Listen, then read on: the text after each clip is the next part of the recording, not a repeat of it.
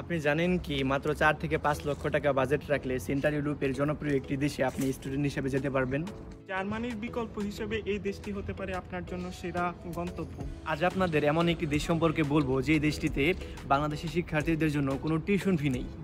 এর সাথে আপনি পাবেন ১০ থেকে ১২ লাখ টাকার মতো স্টাইপেন্ড, যার মাধ্যমে আপনি আপনার পড়াশোনা সহ এবং লিভিং কস্ট বিয়ার করতে পারবেন ইজিলি। আজকে আমরা কথা বলবো ইউরোপের স্বপ্নের দেশ ইতালি নিয়ে।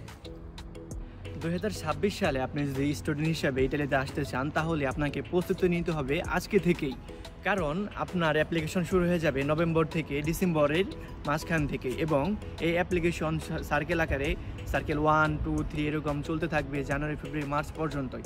এবং আপনি যদি আগে এম্বাসি ফেস করে ইতালি চলে আসতে চান তাহলে ডিসেম্বরের মধ্যেই আপনাকে সব প্রস্তুতি শেষ করতে হবে।